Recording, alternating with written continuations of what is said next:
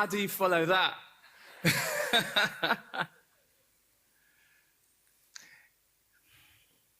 It's amazing when I hear people talk about me these days. You know, they talk about all my successes.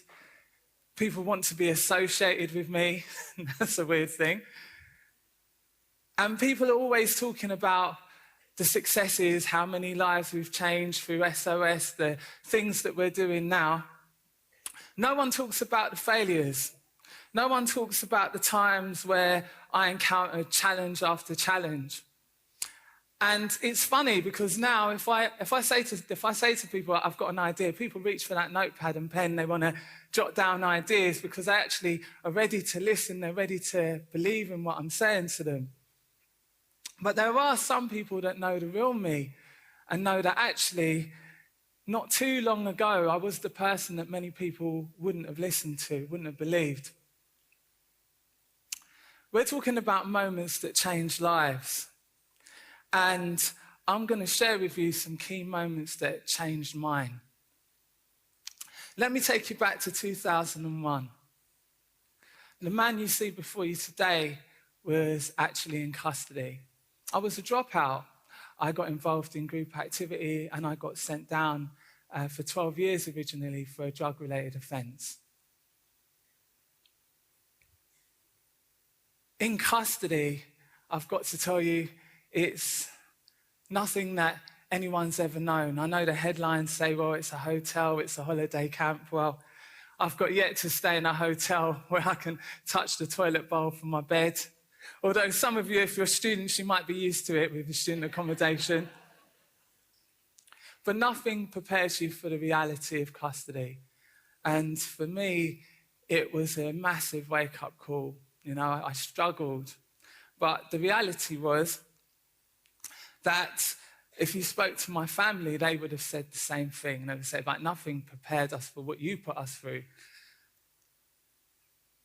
So what do you do in a situation which is full of paranoia and fear, a situation where you're hopeless, you're powerless? Well, one of the few things you can try and do is pull as much power back. And for me, that meant giving something back to the other people that were inside. A journey that first started with the Prison Samaritan scheme. So I got trained up under them as a listener. I was providing support to people that were suffering in custody. But then I became aware as well that in prison there's low numeracy, no literacy skills. So I started to teach guys how to read and write in their cells. And the craziest thing is, prison is one of those weirdest environments. I know it's quite dark in here, but let me ask you a question. Raise your hands if you know people that say they're going to do something, but only manage to do it like half of the amount of time. How does that make you feel? Does that fill you with faith? Does that make you feel like you want to trust them? How many of you know governments that are like that? Yeah, I said it. What if I told you that day after day, week after week, year after year, we put trust in a system that fails? There's more people that come out of custody that reoffend within 2 years than actually you would imagine. Over half of them do. In fact, if that was a hospital with over half of the patients coming back within 2 years, you say, no, that hospital is a waste of money, close it down. But actually, what happens is we say, well, you know what? Ignore all the evidence that show that prison doesn't work. Ignore the fact that actually prisons are rife with violence. Ignore the fact that actually society isn't actually kept safe if people come back out and they reoffend. And hey, let's just ignore all those other countries that have done things better by looking at different means. And hey, let's just build more prisons. It sounds like insanity, doesn't it? Because insanity is doing the same thing again and again, expecting to get a different result. I couldn't believe what I was seeing. I want to tell you about a guy that I knew in custody. Let's just call him Ricky. Ricky was the sort of person that got up every morning, bounced around the cell. He'd be singing songs on the radio. He'd be talking to the officers on the wing like they were his best friends. In society's eyes, they'd have called him institutionalised. And they placed Ricky with me because they thought, well, actually, you know what? Junior's struggling in prison. Like, someone like him will help him learn the ropes.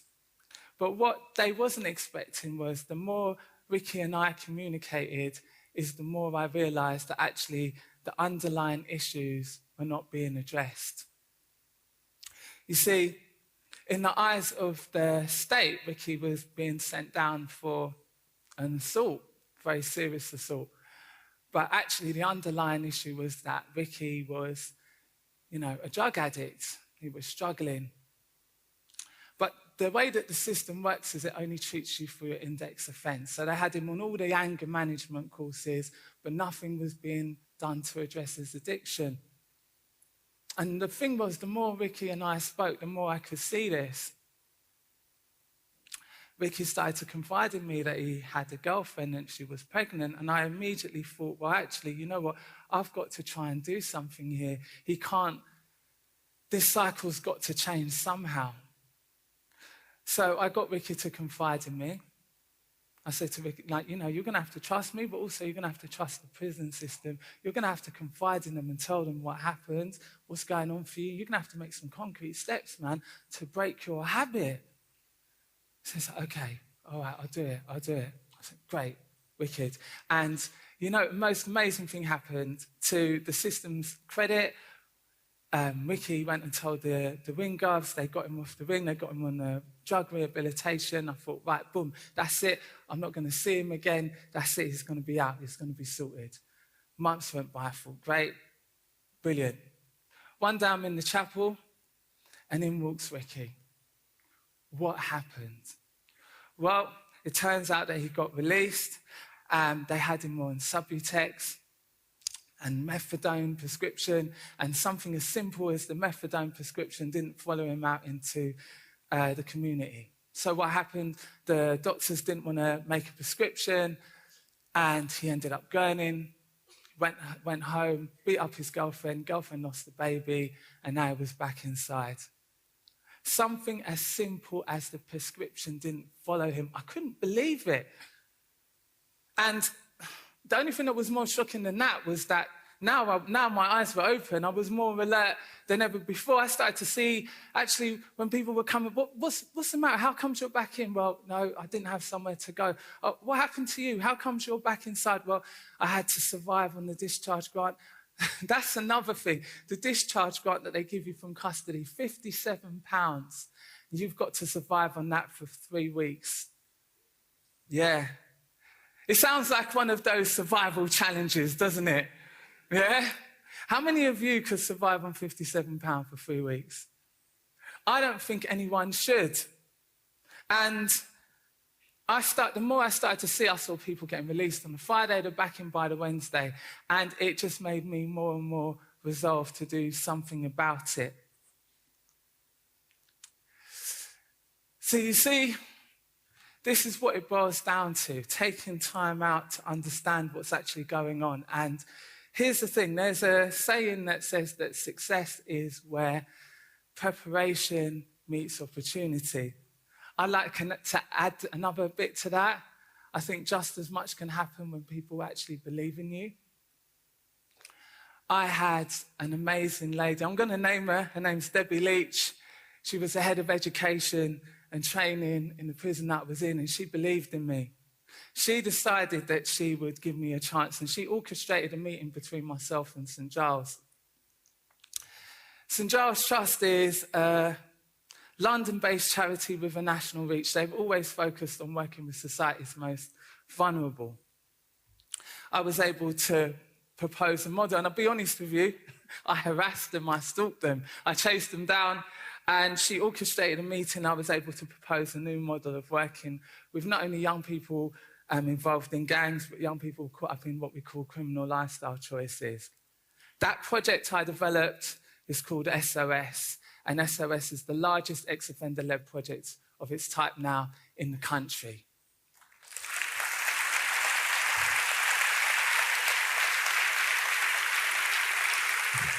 That's not the best bit.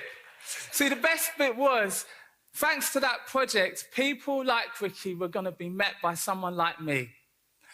People that were coming out of custody with nowhere to go was going to be supported by someone with lived experience. And more important, someone who'd been professionally trained, actually gave a damn and wanted to support these young people. Now, another part of that key moment of change is defeating the naysayers. There were loads of people that were saying that what I was doing shouldn't be done, it couldn't be done. There were loads of people saying, Jay, don't take it bad. You know, charity projects have only got a shelf life of about 3 years. Don't get it wrong, Jay. You know, these young kids are really hard to get to. Well, let me tell you something. The first year of the work that we did on SOS, the reoffending rate was 0. Yeah? 0.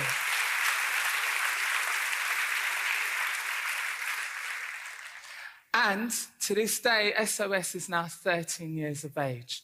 So much for 3 years.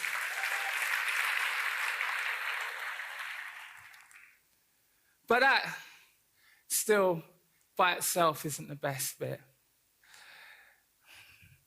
We were there providing support, engaging young people before and after their release. We're going into the communities, and bang, 2008 happened. Now, here's what's crazy about it. Back then, in 2008, we had what we called, back then, record numbers of serious youth violence on the streets of London. Seems a small number by today's figure, but back then we had 67 young people murdered on the streets of London. 67. Last year, well, this year, we're coming up to 140 plus. Murdered by violent means. Back then we had a young kid called David Idaru.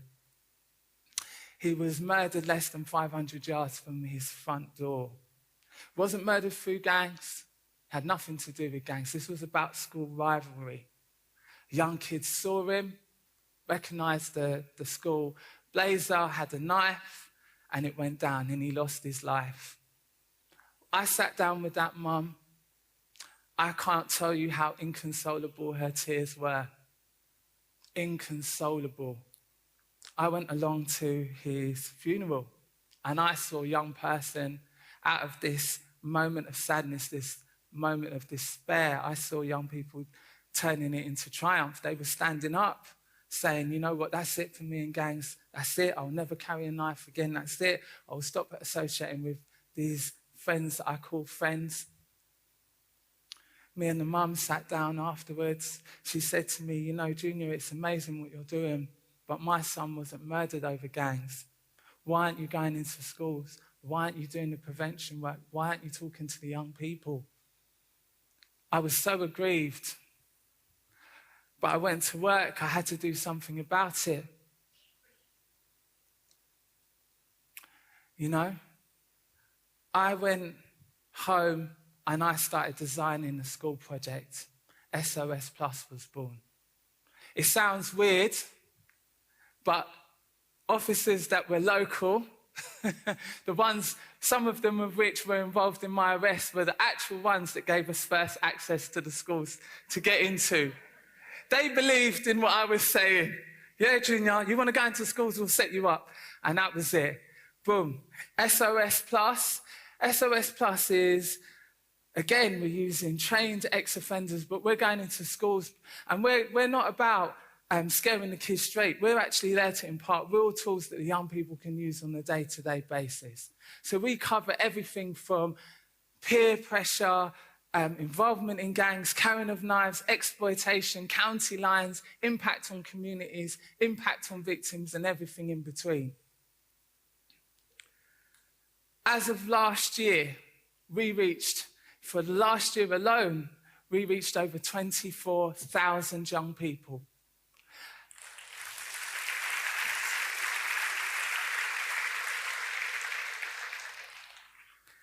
You see what happens? You've got these young kids, and they're mystified by what they're seeing in the media.